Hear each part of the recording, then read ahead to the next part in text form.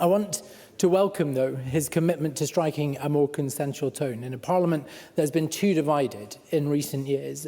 Now, I am confident there will be areas we can find common ground, but my party will continue to hold this government to account too, where it falls short. I would like to see, first and foremost, the new First Minister overhaul its approach to government transparency and record-keeping, because the pandemic further exposed the culture of secrecy that has existed throughout the Scottish Government. The work of the UK and Scottish COVID inquiries have been made all the harder by the deletion of evidence that Nassauer referenced. But he has the power now to change that culture.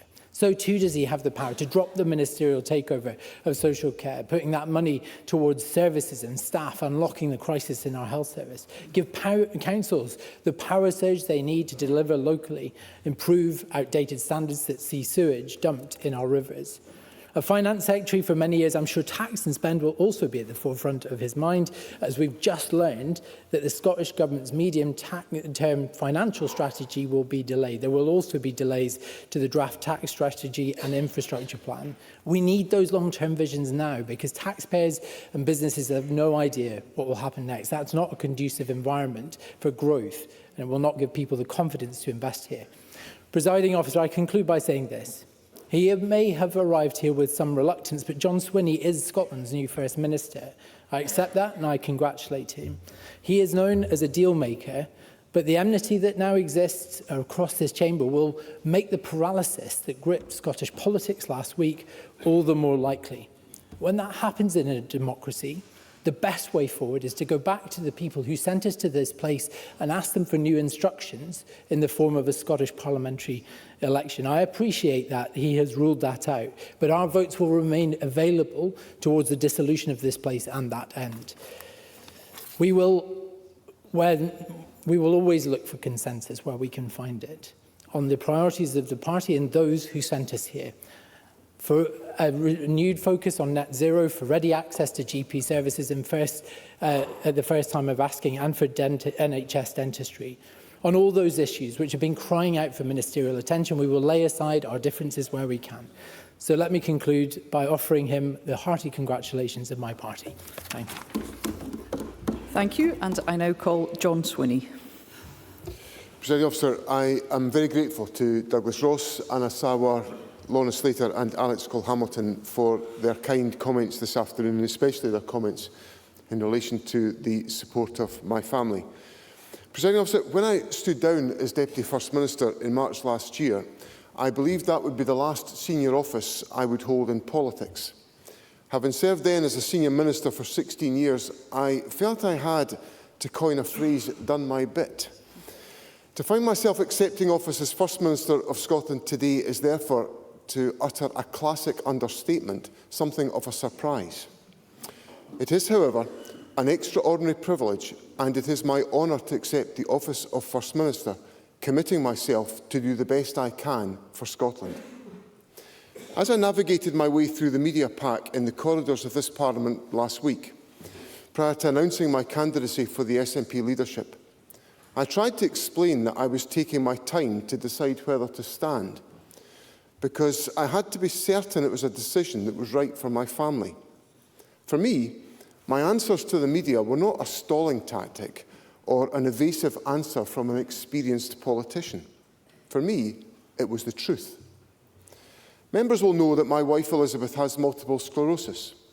She is indefatigable in trying to make sure that MS does not get in the way of her living life to the full. But much to her frustration, she does often have to rely on her husband for support and assistance.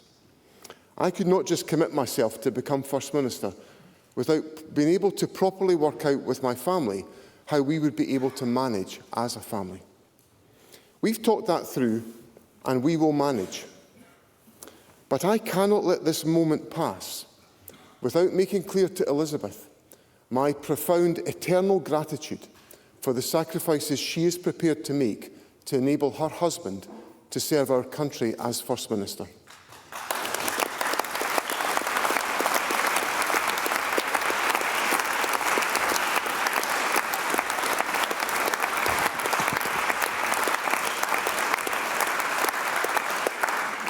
I am so pleased that my father, my wife and children, members of my family and our dearest friends are able to be here today to see this moment. My only regret is that my beloved mother did not live long enough to see this day. As her parish minister wrote to me yesterday, your mum would have been quietly proud. My mother's love of literature and poetry, which rubbed off on her two sons, would have prompted her to find some words that would sum up this moment. Yesterday I was asked what would be the single most important policy objective for my government. I made it clear it would be the eradication of child poverty. So in searching for words to sum up this occasion, perhaps my mother would have chosen these words from one of Scotland's greatest poets, Hamish Henderson, who was born in Blairgowrie, in the very beating heart of my Perthshire North constituency. In his epic anthem, Freedom Come All Ye, which I heard Hamish Henderson sing from an open-top bus in the meadows of our great capital city during a rally that demanded the establishment of this very Parliament in the early 1990s. Hamish Henderson wrote, "So come all ye at hame with freedom, never heed what the hoodies croak for doom. In your house all the bairns of Adam can find breed, barley brie and painted room." If there was ever an anthem that railed against child poverty, those words from Hamish Henderson echo through the straths and streets of our diverse country as a call for us to act. So I will be unapologetic about bringing to this Parliament the measures we can take to eradicate child poverty, and I look forward to seeking the support of others to achieve that aim. Because I recognise that's how it's going to have to work. I am leading a minority government. I will need to reach out to others to make things happen, to pass legislation, to agree a budget. To pass legislation, to agree a budget. These sound like dry, technical parliamentary terms. But what they mean in reality is if we want to fund our schools and hospitals, if we want to give our businesses a competitive edge, if we want to take climate action, if we want to eradicate child poverty, if we want to change people's lives for the better, we have got to work together to do so. This Parliament, as colleagues have fairly recognised, is intensely polarised at this time. I accept my part in creating that environment, whether that is by shouted put-downs from the front bench or heckling from a sedentary position. I do promise, Presiding Officer, that that will all stop. I have changed.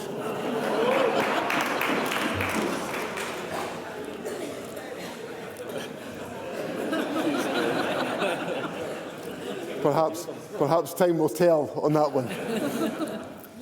This is not the collaborative place it has been in the past. A collaborative place that has done so much good to improve the lives of people in Scotland. As the Parliament marks its 25-year anniversary, and as one of the relatively small group who have been here from the start, I reflect on the major developments that have taken place by collaborative work and agreement over that time. Major developments taken forward by the Labour and Liberal executive, such as the ban on smoking in public places, or minimum unit pricing by the SNP government, or the introduction of free bus travel for under-22s by the SNP Green Partnership. I commit my government to working to create that agreement across the chamber. I hope there is space and the willingness for that to happen in the interests of the people who sent us here. Now, it is hardly a surprise to anyone in this chamber that I believe that this country could do more if we had the powers of a normal, independent nation. Others in this chamber take the opposite view. That is the essence of democracy. People free to hold and express and pursue different opinions. The question we face in this Parliament today, however, is a more practical one. Does our disagreement on the Constitution prevent us from working collaboratively within the existing powers of the Parliament to eradicate child poverty, build the economy, support jobs, address the cost of living crisis, improve the health service and tackle the climate crisis? I will give all of my energy and my willingness to engage and listen to ensure that that is not the case. I invite others to do the same. Presiding Officer, When I pitched up at Forrester High School in this city in 1979, at the age of 15, wearing my SNP badge, and my friends and teachers wondered why I had become involved in this fringe party, I could scarcely have imagined that my journey would involve becoming the First Minister of Scotland. It is an extraordinary privilege to hold this office, and I thank Parliament warmly for the honour that has been given to me. To the people of Scotland, I would say simply this: I offer myself to be the First Minister for everyone in Scotland. I am here to serve you. I will give everything I have to build the best future for our country.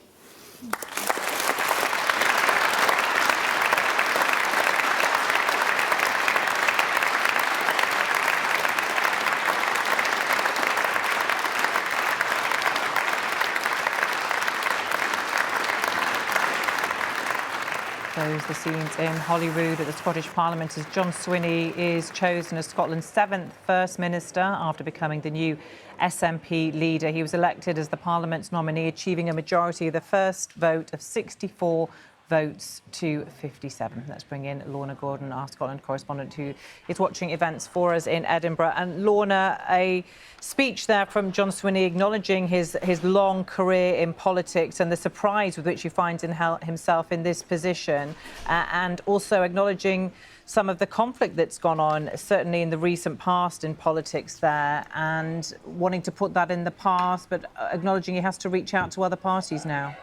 Yeah, John Swinney's been in the Scottish Parliament for the last quarter of a century, but he tipped his hat to the fact in that speech that his history in politics goes back even further. He talked of how in 1979 he wore an SNP badge when he was 15, and a teacher asked him why he was supporting this party on the fringes of politics. He said he could scarcely imagine that now he would become First Minister. He talked in that speech of how just a year ago he'd said he had done his bit, so that he said his election as First Minister came as something of a surprise. He also said, and I quote, "I have changed."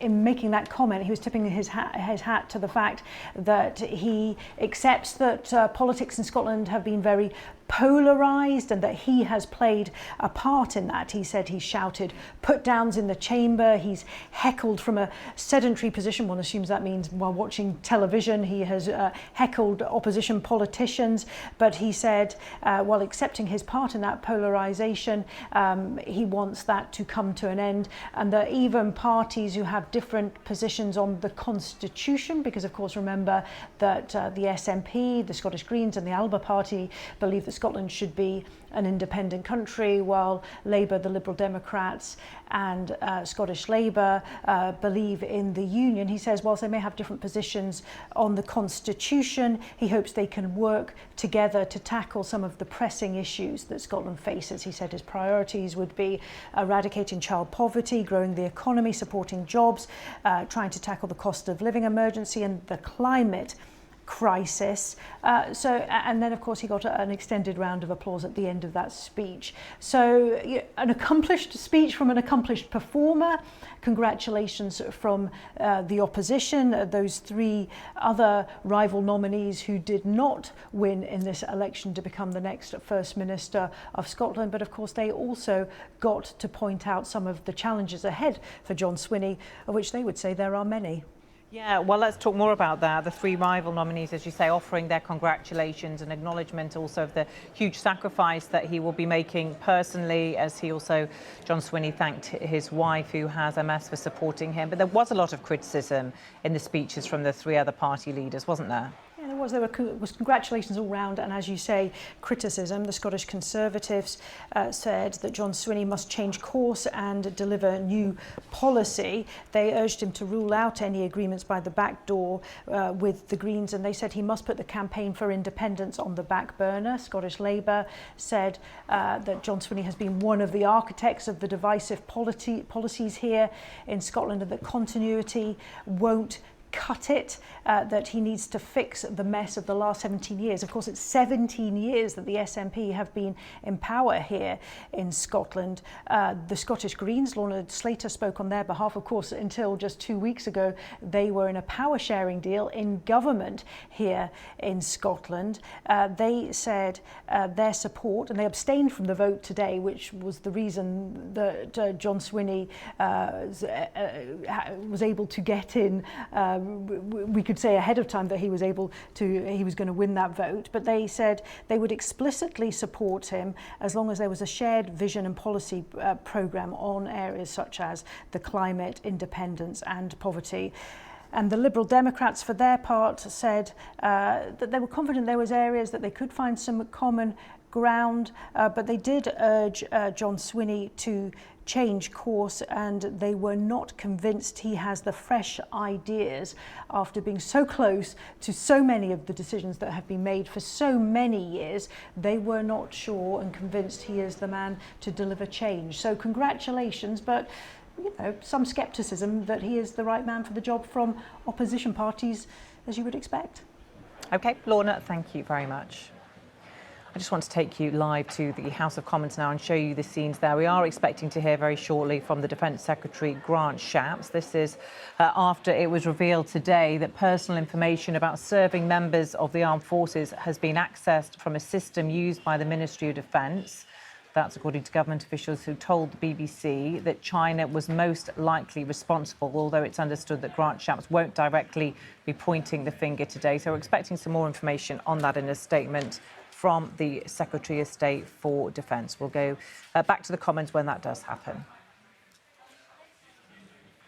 Now let's bring you some of the day's other news. And there are no trains on some of the busiest commuter routes in the country today because of a fresh strike by ASLEF train drivers. Today's industrial action mainly affects the south of England, with these operators hit, including South Western and the Gatwick Express. Tomorrow, it's a different set of operators which are affected, among them Avanti West Coast and Great Western.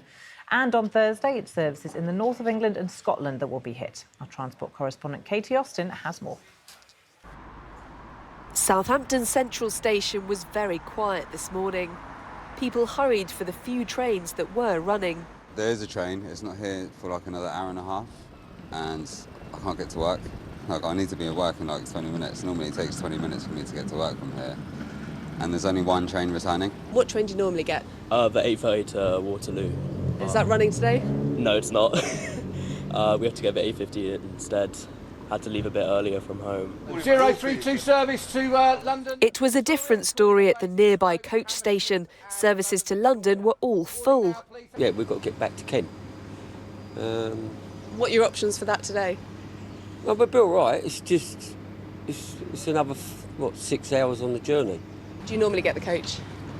Not really. It's kind of a last resort for me. It's not regular. The overtime ban at all 16 train companies involved in the dispute, which started yesterday, could mean short-notice cancellations this week. And on strike days, some operators will run no trains, while others will have very limited timetables, services starting later and finishing earlier than usual. We want a resolution. Did I expect this to be going on 22 months? No, I didn't. Will it take another 22 months? Well, if it does, it does. But this won't go away until somebody sits down with us and resolves the pay rise for 22 and 23. It's been more than a year now since the ASLEF union rejected the latest proposals put on the table by the train operators group, and there's been no progress since then towards resolving the long-running train drivers dispute. Now there are signs that might be about to change. Train companies' representatives have invited the union to have informal discussions to see if they can resume negotiations. The main point of disagreement over this period has been over working conditions, and we're hoping that this letter could help dislodge these talks and just move us into a position where we find some common ground. If that is the case, then potentially we could get back around the negotiating table and finally find a solution. Whether that eventually leads to a settlement or not, this week's action is set to go ahead. Katie Austin, BBC News in Southampton. Sadiq Khan is beginning his third term as London's mayor and has pledged to make the capital the best city in the world to grow up in.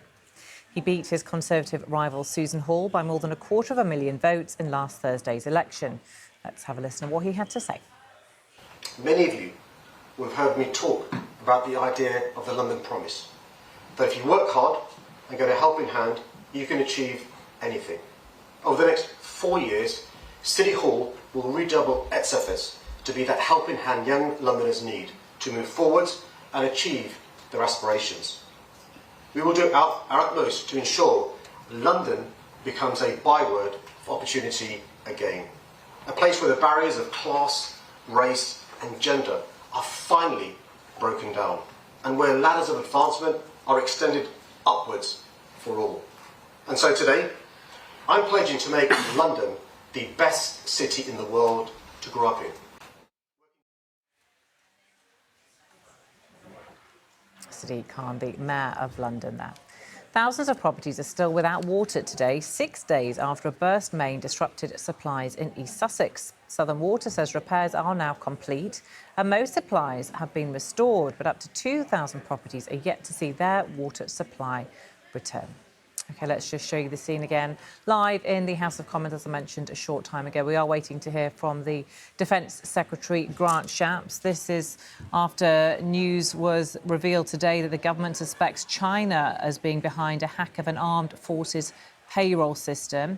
The Defence Secretary isn't expected to identify a specific culprit when he addresses MPs in a short while, but we do expect him to warn of the dangers posed by cyber espionage from hostile states. The system, which is used by the Ministry of Defence, includes names and bank details of armed forces personnel. Well, we have heard from China over this. They've described the suggestion as a fabricated and a malicious slander. The Prime Minister, Rishi Sunak, while stopping short of naming the country responsible, said that a malign actor has compromised the payroll system. We understand that in a very small number of cases, the data may include personal addresses. Well, the system holding personal HMRC-style information for current regular reservists and former members of the Royal Navy, Army and Royal Air Force over a period of several years was actually managed by an external contractor, we understand. Downing Street has said that it's reviewing the security of the unnamed contractor's operations. We understand the government became aware of the data breach in recent days and has not found evidence that hackers removed data, but is continuing to investigate. Let's just listen in to the comments. It's Andrew Mitchell there. Must be exercised within international humanitarian law. Dawn Butler. I'm assuming you're... Speaker, Minister, what does finish the job mean?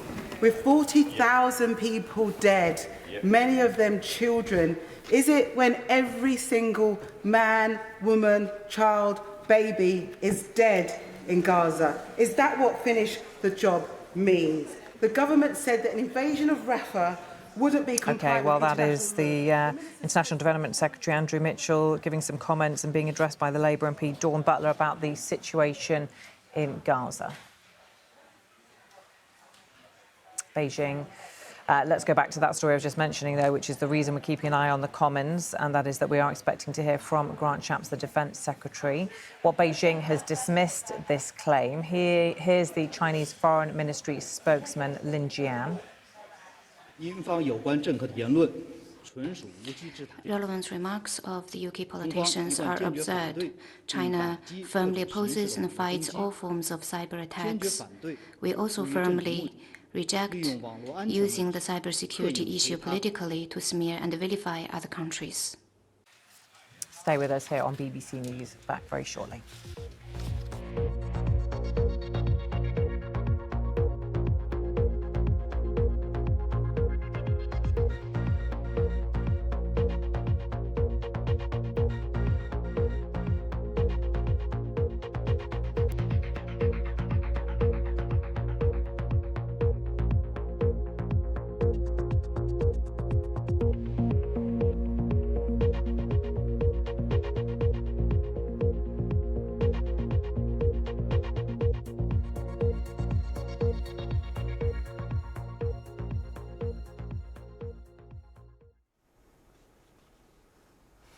Now, I just want to take you live to the House of Commons here in London because the UK Defence Secretary, we're expecting him to speak in a few minutes. That's Grant Shapps. He's due to make a statement about a hack which has compromised the payroll system of the British Armed Forces. Government officials have told the BBC that China was most likely responsible, something the Chinese Foreign Ministry has dismissed as absurd. China's President Xi in Europe at the moment. He's in France. He's been having lunch with President Macron in the Pyrenees. So China dismissing the idea that it could be behind this hack as absurd. But we are expecting a statement from the UK Defence Secretary coming up in a short while, and we'll bring that to you. Ukrainian intelligence says it has foiled a Russian plot to assassinate President Zelensky. It's arrested 2 colonels from the government protection unit suspected of passing on secret information to a Russian FSB cell. It's claimed they brought drones, explosives and mines to Kyiv from other Ukrainian regions to use in an attack. The plan was to follow Mr. Zelensky, abduct and murder him. They were reportedly recruited before the Russian invasion 2 years ago. Our Ukraine correspondent James Waterhouse has more.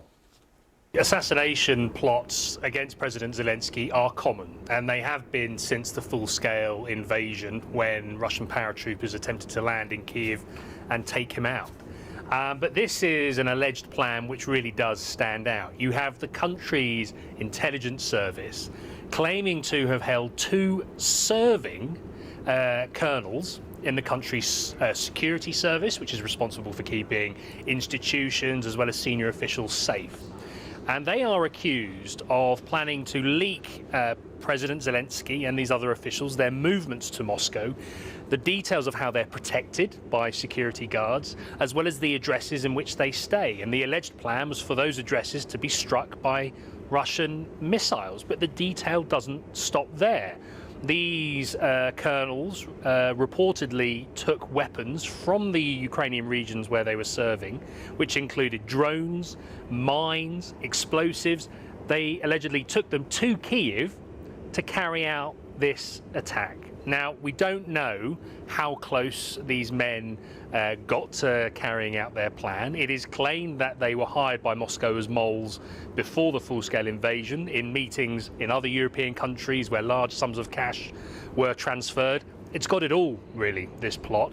But it's also a reminder of the dangers that President Zelensky, a wartime leader, faces in this conflict. This is a president who is keen to still travel around. He often makes visits to the front lines, some very hostile areas where he will be seen to meet troops, and often those journeys are made in low-flying helicopters. It's a means of transport which has claimed the lives of other top officials when a helicopter crashed a couple of years ago in heavy fog. But he has become accustomed to the risk. You know, this is a guy who was willing to stay despite offers to leave Ukraine early on in the full-scale invasion, and with this country still being in martial law, with elections still on hold, for now it seems he is intent on staying. But of course he still is now grappling with other political domestic issues as part of the job. That gloss of the early invasion has worn off now. He is now trying to mobilise as many men as possible for a fight that is not going Ukraine's way at the moment. And that was James Waterhouse in the Ukrainian capital, Kyiv.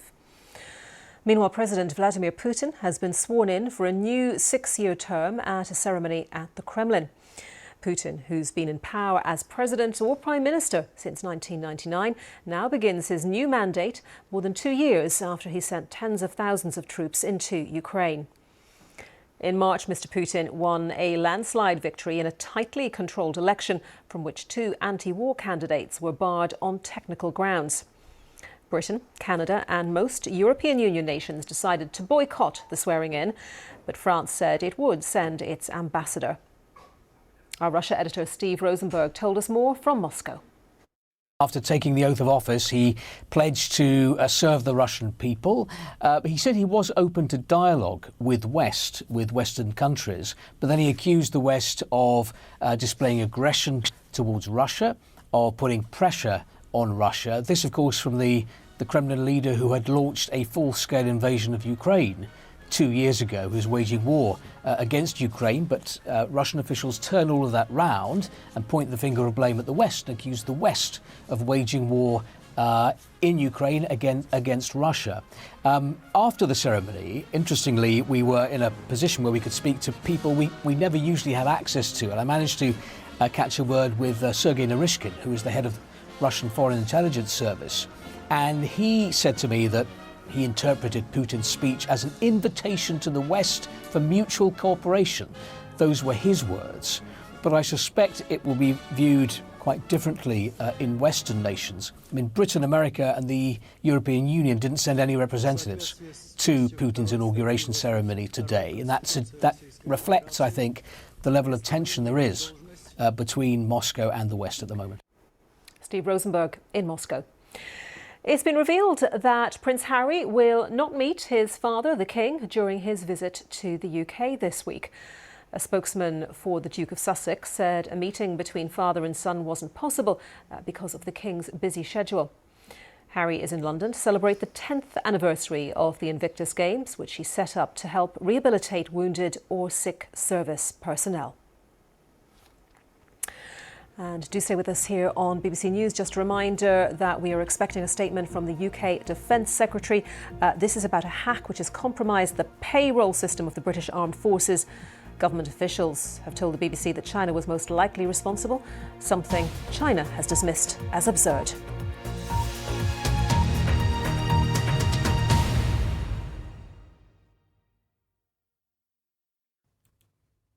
Hello there. Finally, a spell of settled weather, not just for the next few days, but in fact for much of this upcoming week into the weekend, in fact. And the best of the sunshine will always be for England and Wales. We will have weather fronts just grazing the northwest of the country at times to bring a little bit of rain, more cloud here. But it will be quite warm in the sunshine for all of us, but certainly for England and Wales. This is the high pressure starting to build in today across the country. We've still got this weak weather front across the north of the UK that will generate quite a lot of cloud for Scotland. Early sunshine across Northern Ireland will tend to fade as well. And we'll see patchy cloud for northern and western parts of England and Wales. A few showers likely to develop here, but nothing as heavy or as widespread as what we've seen over the last few days. Best of the sunshine in towards the southeast, where we could be up to 20 degrees or so. But for most, it's the mid to high teens. Now, through this evening overnight, it looks like any showers will fade away. Most places will be dry, some clear spells, but some sea fog lapping coasts of both North Sea and Irish Sea. And there will be variable cloud here and there. Temperatures generally 6 to 10 Celsius. So I think on the mild side for most. Now into Wednesday, this area of high pressure will promise to bring a dry day for much of the country, but we do see these weather fronts, tighter isobars pushing into the northwest of the country. So the wind will start to pick up across Scotland, Northern Ireland, clouds building too, and then we'll start to see splashes of rain moving in mainly to the north and west of Scotland. But southern Scotland, eastern parts of Northern Ireland should tend to stay dry. The best of the sunshine again for England and Wales with light southerly winds. It's going to feel even warmer, the low 20s for many of us, even up to 20 degrees there. Across southeast Scotland. On Thursday, similar story, more cloud generally, Scotland, Northern Ireland, a few splashes of rain in the northwest of Scotland where it will be breezier, lighter winds further south, and for the bulk of England and Wales, it should be mostly dry, barely a shower around, lots of sunshine and feeling that bit warmer, 22, maybe 23 degrees in the warmest spots. High teens, even where we have the cloud across Scotland and Northern Ireland. We hold on to high pressure for Friday and indeed the weekend, though it starts to retreat out towards the east and low pressure will begin to push into the west of the country later on Sunday and certainly into next week. It looks more unsettled, but a fine end to the week to come. Just the chance of a few showers across western areas, I think, later on Sunday. Take care. For now, it's a defensive position and can only be activated if the militia attack. They are proud of their democracy, but they also fear it's now under threat from China like never before. Every time the government drops tear gas, people disperse, but the farmers come back. When you're this close to the river, which is a front line, you are always watched, so you have to move quickly. There when the story breaks. BBC News. Follow on the app.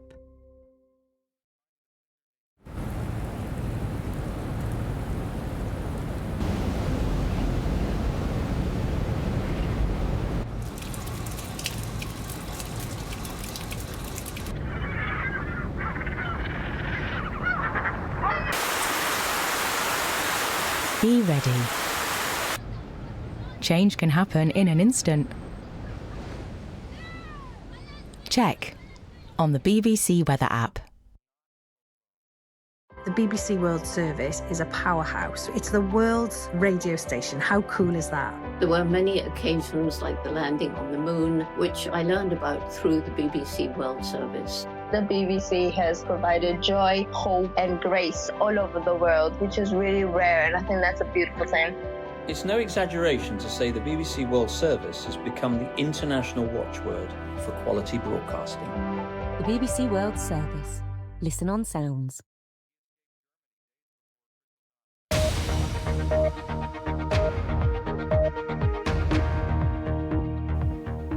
A new era for Disney, so says boss Bob Iger, as the firm's streaming division finally turns a profit 6 months earlier than it promised Wall Street.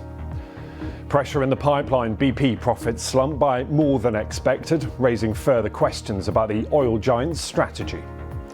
Plus, back on the radar for US regulators, Boeing faces a new safety investigation, this time over the 787 Dreamliner. Hello, welcome. This is Business Today. I'm Ben Thompson, and we're going to start with news from Disney, because we have turned a corner. That's according to the boss of Disney, a message to investors from Bob Iger as the entertainment giant raises its profit forecast for the year. It's revealed that its film and TV streaming business has turned a profit for the first time. Well, Disney launched its Disney Plus service back in 2019 to compete with Netflix and adapt to the changing way that we get our entertainment. But it has been losing money since then. Disney promised Wall Street that those losses would turn to profits by September. But take a look at this.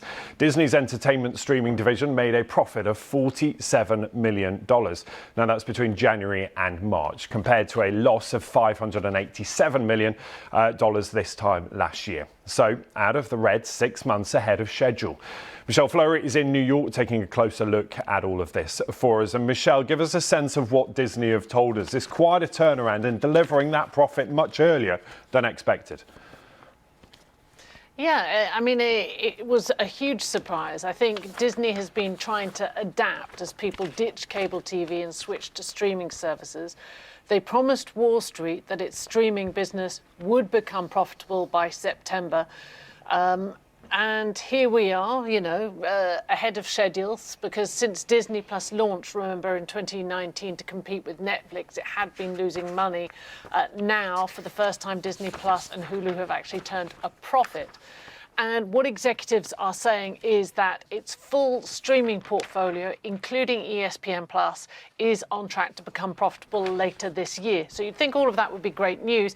And yet, if you look at the share price, it's down just shy of 10%.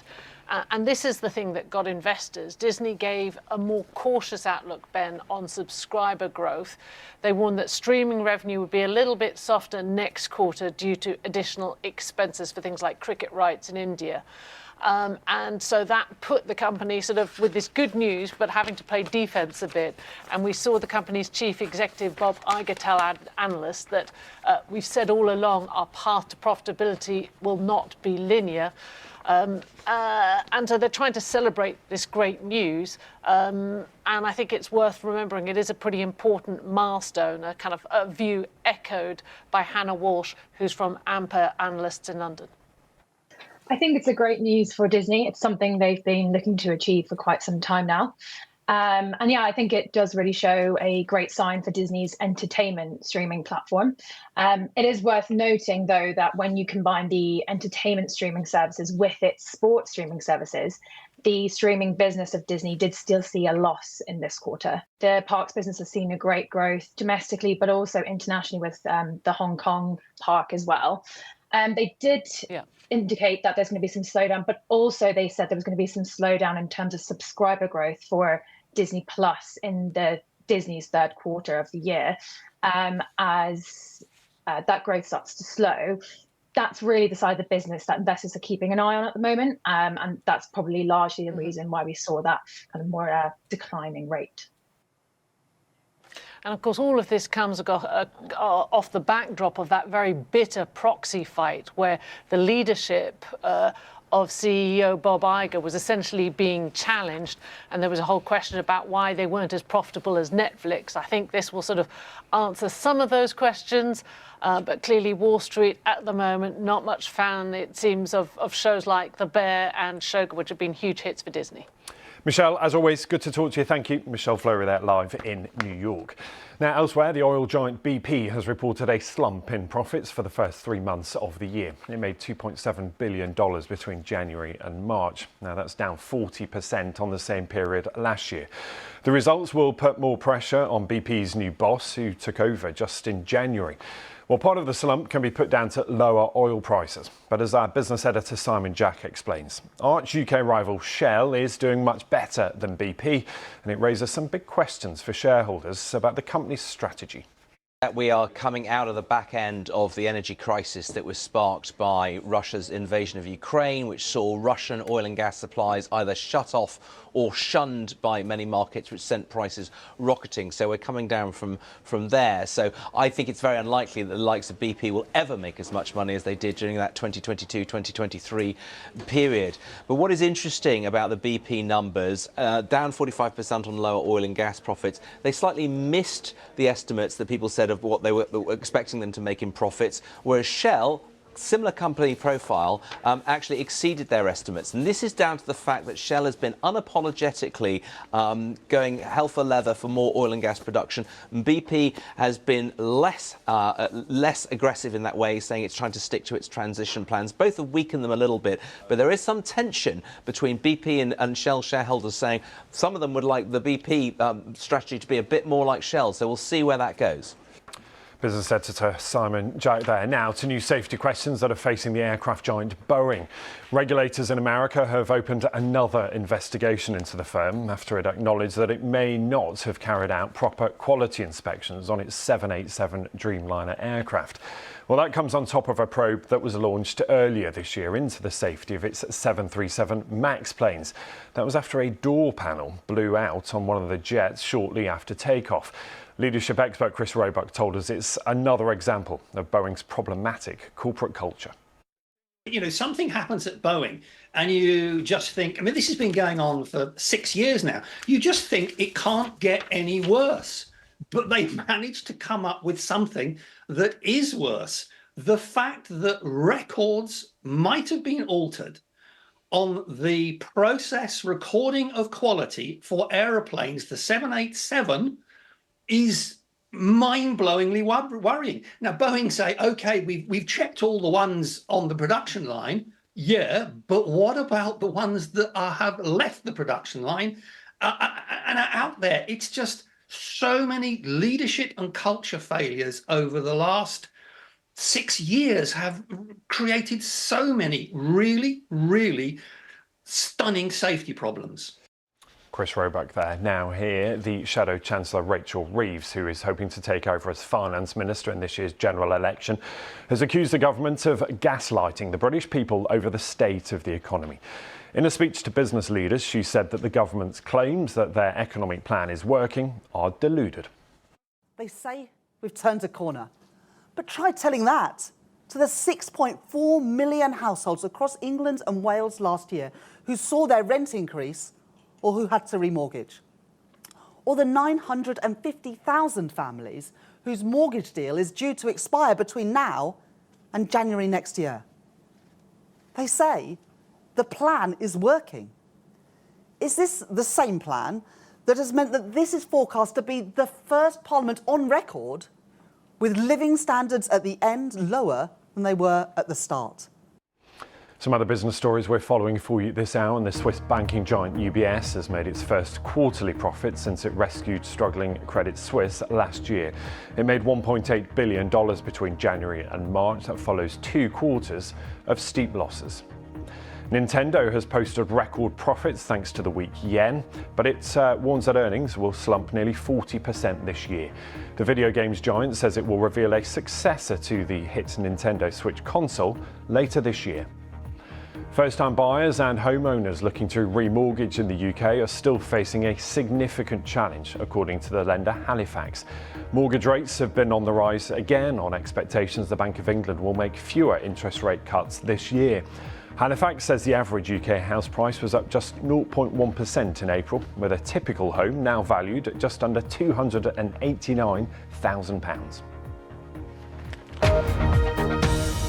Now, when Britain left the European Union, the government said that food and drink exporters had a golden opportunity to put British food at the top of the global menu. But the reality is that UK food is still lagging behind its European counterparts, both in terms of sales and reputation. So we sent our business reporter Nick Marsh to Asia's leading food and drinks trade show in Singapore to find out why.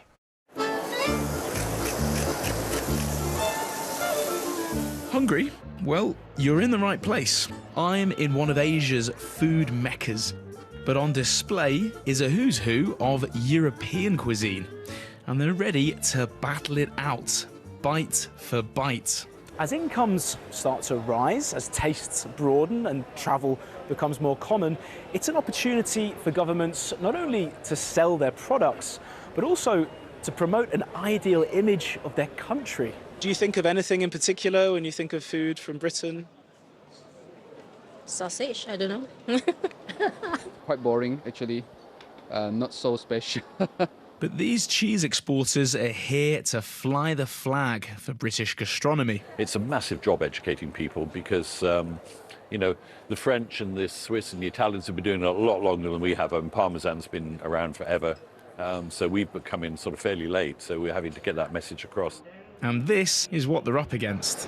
Anyone want tiramisu? For Italy, selling food to Asia isn't just vital for its economy, it's basically a form of diplomacy. They're foodies, they love their food, they love their tradition. It's something we have in common, and that it's, makes easier to spread also the Italian culinary tradition around the world.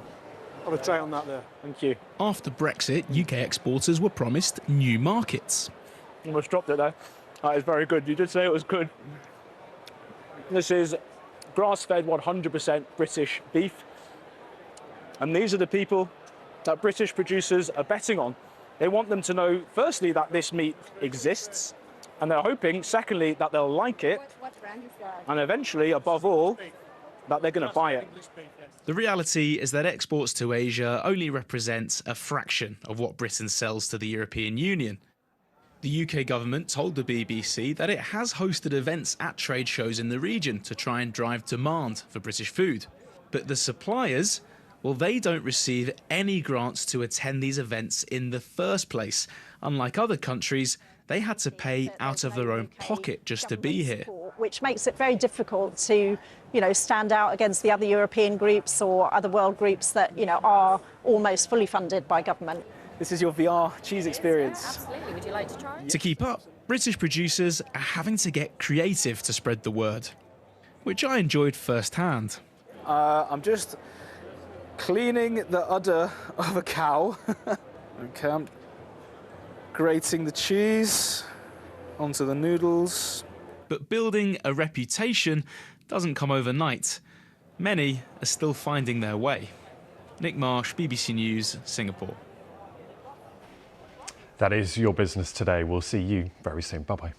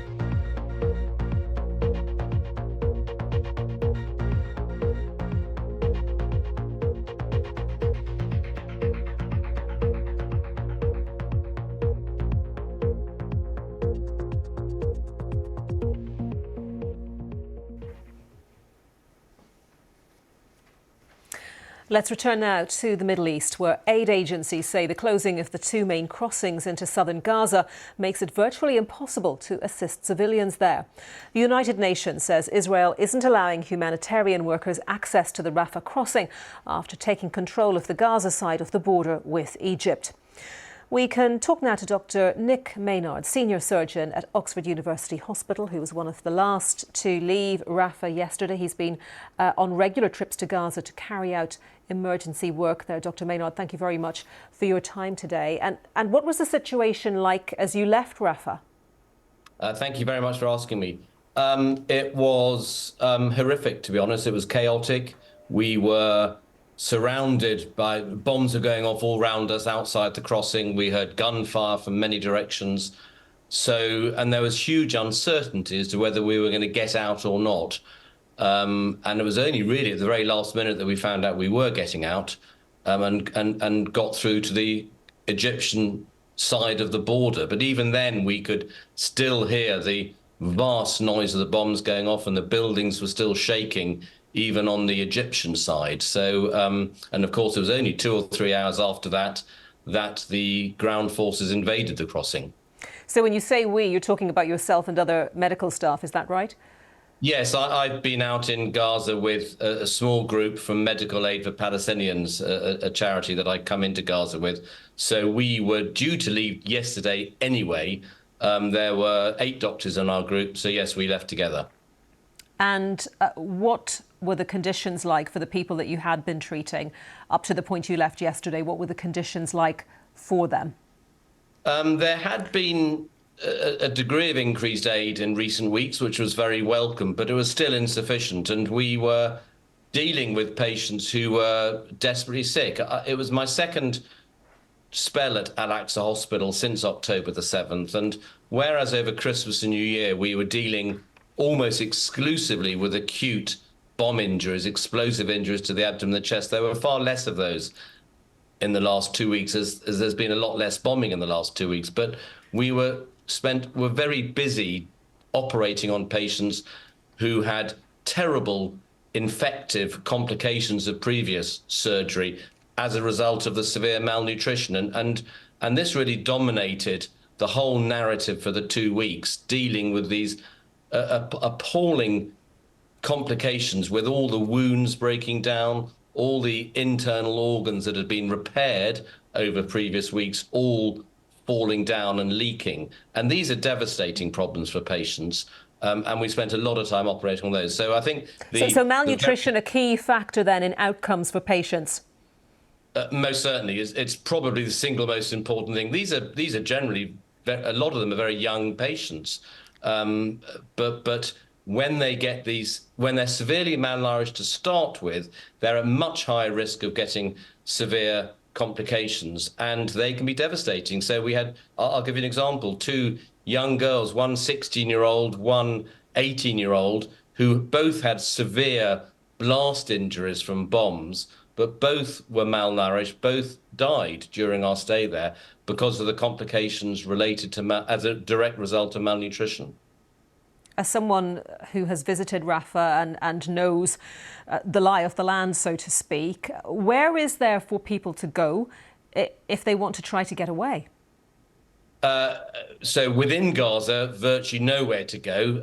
I know there is a narrative being put forward by the Israeli government that they have safe areas in Khan Yunis and in Al-Mawasi. But I drove through Al-Mawasi yesterday, and this is a narrow area on the western part of Gaza, and it is absolutely packed now with displaced people, makeshift tent shelters occupying all the beaches, all the wasteland next to the beach. So there is no space for the population of Gaza, of Rafah, which is getting on for 1.5 million, to go to. And this narrative being peddled that there are safe places for them to go is nonsense. Dr. Nick Maynard, senior surgeon at Oxford University Hospital, thank you very much. Thank you very much. A shooting has been reported at the home of the rapper Drake in Toronto, in Canada. Police said a man was taken to hospital with serious injuries. Reports suggest he is a security guard. The suspect is thought to have fled the scene in a vehicle. The incident took place in the early hours of Tuesday morning. And you are watching BBC News. And just before we go, actually, let's just take you back to the House of Commons here in London, because I want to remind you that we are expecting a statement from the UK Defence Secretary Grant Shapps. This is about a statement about a hack which has compromised the payroll systems of the British Armed Forces. Now, government officials have told the BBC that China was most likely responsible. And of course, President Xi of China is in Europe at the moment. He's in France on a visit there. But the Chinese Foreign Ministry has dismissed these claims as absurd. Do stay with us here on BBC News.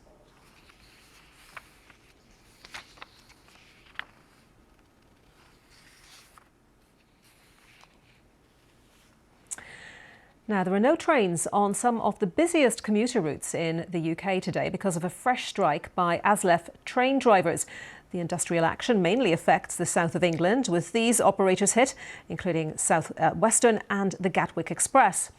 Tomorrow, it's a different set of operators which are affected, among them Avanti West Coast and Great Western.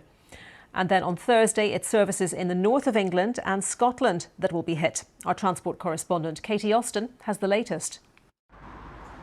Southampton Central Station was very quiet this morning. People hurried for the few trains that were running. There is a train, it's not here for like another hour and a half, and I can't get to work. Like, I need to be at work in like 20 minutes. Normally it takes 20 minutes for me to get to work from here. And there's only one train returning. What train do you normally get? The 8:30 to Waterloo. Is that running today? No, it's not. We have to get the 8:50 instead.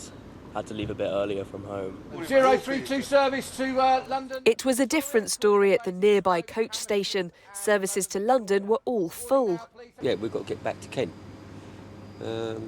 What are your options for that today? Well, we'll be all right. It's just, it's another, 6 hours on the journey. Do you normally get the coach? Not really. It's kind of a last resort for me. Yeah, it's not regular. The overtime ban at all 16 train companies involved in the dispute, which started yesterday, could mean short-notice cancellations this week. And on strike days, some operators will run no trains, while others will have very limited timetables, services starting later and finishing earlier than usual. We want a resolution. Did I expect this to be going on 22 months? No, I didn't. Will it take another 22 months? Well, if it does, it does.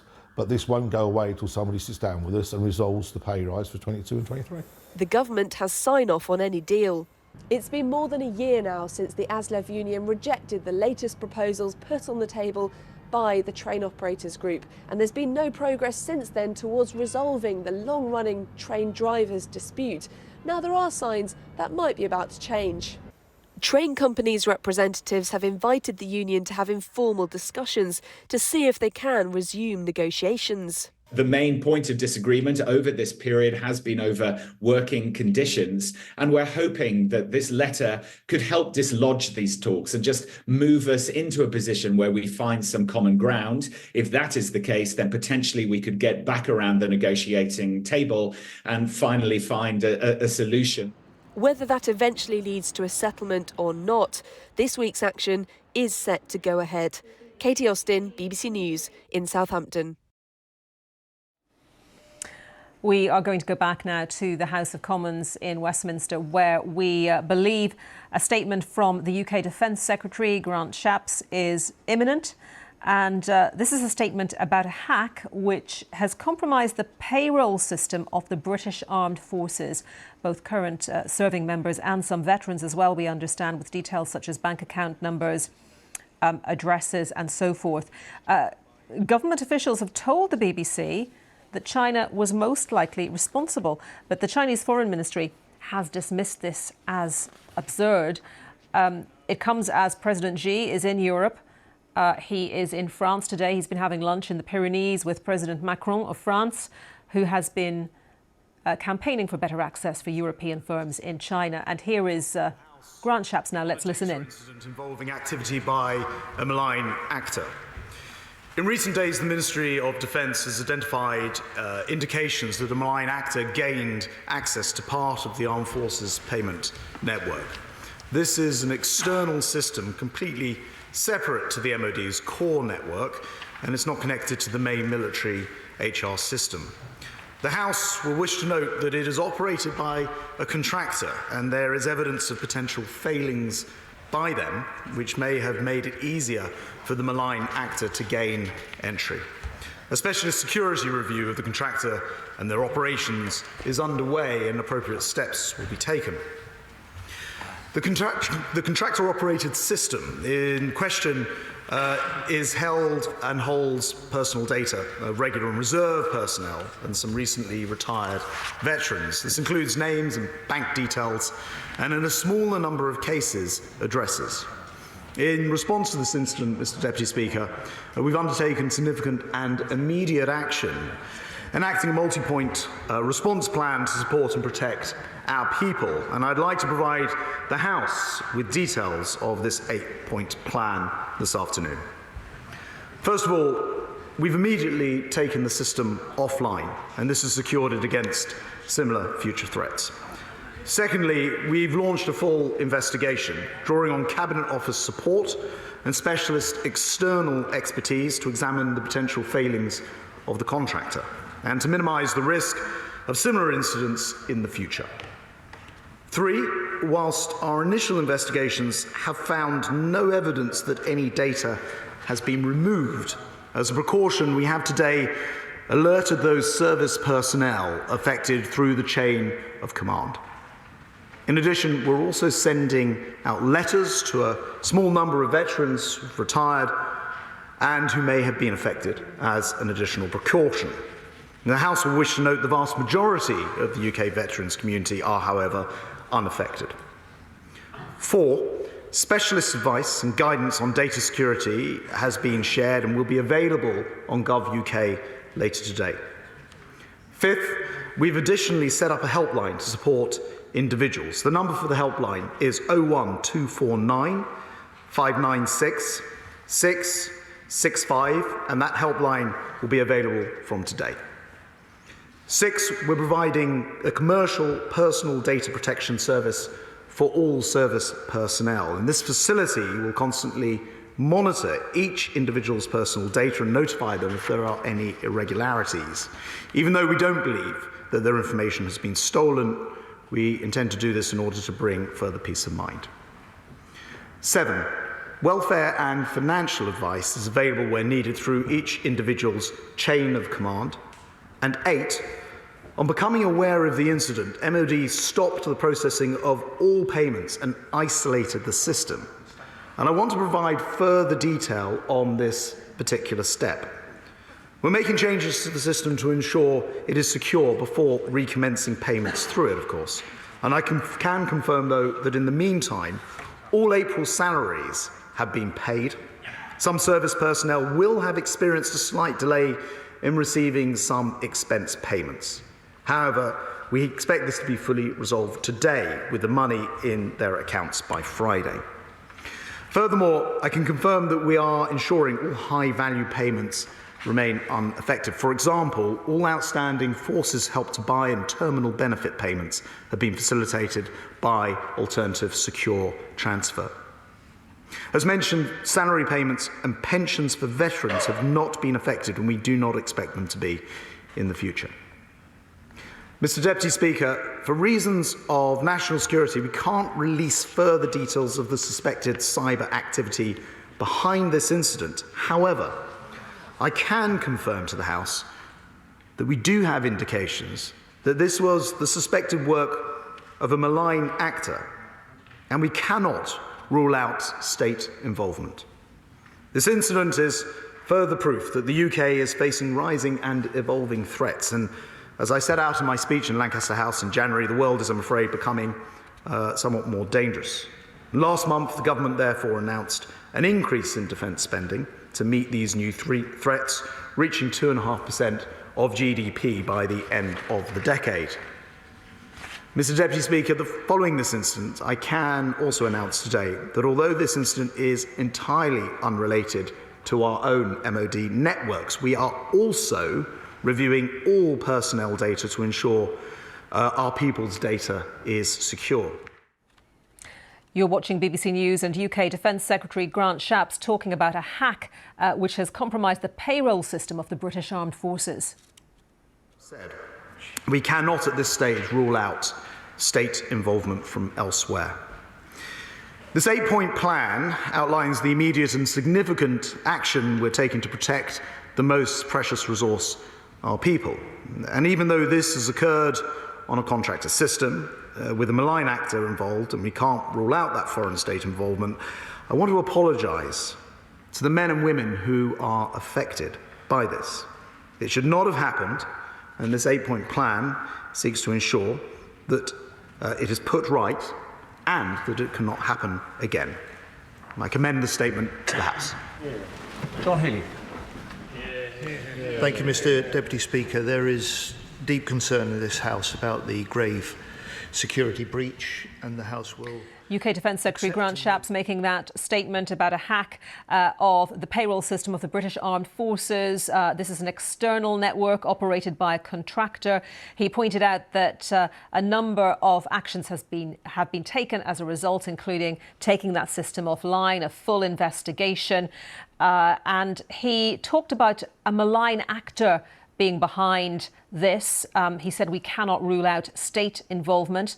Government officials have told the BBC that China was most likely responsible, something the Chinese Foreign Ministry has dismissed as absurd, although Mr. Shapps didn't mention China specifically there, rather a malign actor, and said we cannot rule out state involvement.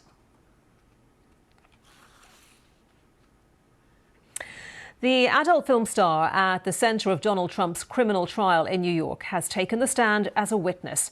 Prosecutors say Stormy Daniels received $130,000 from the hands of Mr. Trump's former lawyer at his direction before the 2016 presidential election in order to keep quiet about her allegations that she had sex with the former president. Mr. Trump has pleaded not guilty to falsifying business records and denies a sexual encounter with Ms. Daniels. Well, let's speak to our North America correspondent, Anita, who is following the trial for us. And Anita, bring us up to date with what Stormy Daniels has been saying. Yeah, well, Stormy Daniels' testimony has certainly turned the case from documents and accounting to salacious details of her alleged affair with Donald Trump, which he denies. And Stormy Daniels started off by talking about her difficult upbringing and how she got into the adult film world. But now she is centered on that alleged sexual encounter with Donald Trump in 2006 after she met him at a celebrity golf tournament. And she says that she was approached by Donald Trump's bodyguard, asked to have dinner with Donald Trump, and she playfully cracked jokes a couple times, saying her initial response to that invitation was F no. But then she said her publicist urged her to attend that dinner, and when it got to the kind of exact details of the encounter in Donald Trump's hotel suite, that's where things got a bit tense. The judge warned prosecutors numerous times that they were going into just too much detail, and they warned prosecutors to move quickly along to the relevant information about that encounter. Donald Trump's team objecting continuously to Stormy Daniels providing information about how that all played out. So we've gotten to a moment that is certainly very tense in her testimony. And Neda, we're seeing that Mr. Trump's lawyers are objecting to almost every question that the prosecutor is asking. So it sounds like the progress of what's happening today is a rather stop-start affair. Yeah, it's a very delicate balance. I mean, remember, before Stormy Daniels started her testimony, the defense wanted to exclude any testimony about the alleged sexual acts.